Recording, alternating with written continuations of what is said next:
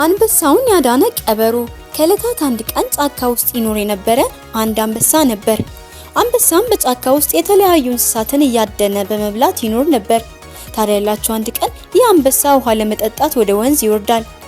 ከዚያም ወንዙ ዳር እንደደረሰ እግሮቹ በሚያጣብቅ አደገኛ ጭቃ ውስጥ ይገቡና ይያዛሉ። ከጥልቁ ጭቃ ውስጥ መንቀሳቀስ ያቅተዋል። ምንም እርዳታና ምግብ ሳያገኝ ጭቃ ውስጥ እንደተጣበቀ ብዙ ቀናት ያሳልፋል። ታዲያ አንድ ቀን አንድ ቀበሮ በወንዙ ዳርቻ እያለፈ አንበሳውን ያገኘውና ከጥልቁ ጭቃ ውስጥ አውጥቶ በመርዳት ነፃ ያደርገዋል።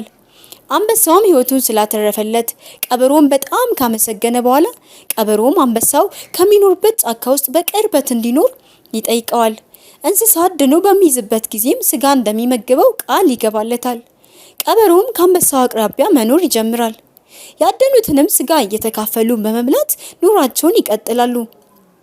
ከዚያም አንበሳው ሴት አንበሳ አግብቶ ቀበሮውም ሴት ቀበሮ አግብቶ ቤተሰብ በመመስረት አንበሳው ደቦሎችን ቀበሮም የቀበሮ ግልገሎችን ይወልዳሉ።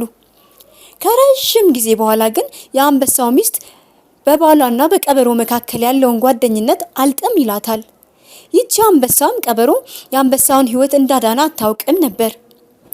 ሴቷ አንበሳም ለደቦሎቹ ከቀበሮቹ ጋር ያላቸውን ግንኙነት እንደማትወደው ስትነግራቸው ደቦሎቹም ለቀበሮቹ ግልገሎች እናታቸው የነገረቻቸውን ይናገራሉ።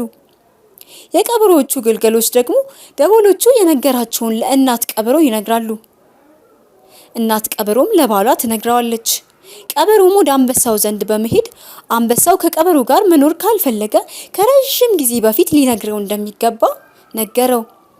አንበሳውም በቀበሮው ንግግር በጣም በመደነቅ ይህን መሰሉ ስሜት በልብ ውስጥ እንደሌለና በጉዳዩ ላይም ከሚስቱ ጋር እንደሚያወራ አረጋገጠለት። ነገር ግን ብልህ ቀበሮ ጓደኛዬ አንተ በጣም ታማኝና እውነተኛ እንደሆን ካውቃለሁ። ነገር ግን ቤተሰቦቻችን የኛ አይነት ተመሳሳይ ስሜትና ግንኙነት ላይኖራቸው ይችላል። ስለዚህ ቤተሰቦቻችን ሊለያዩ ይገባል። አብረን ማደን ግን እንችላለን። ቤተሰቦቼ ግን ካንተ ጋር ቤተሰቦች ሊሆኑ ግዴታ ላያስፈልግ ይችላል። አንበሳውም ከቀበሮ ጋር ተስማማና ሁለቱ ቤተሰቦች ተለያዩ።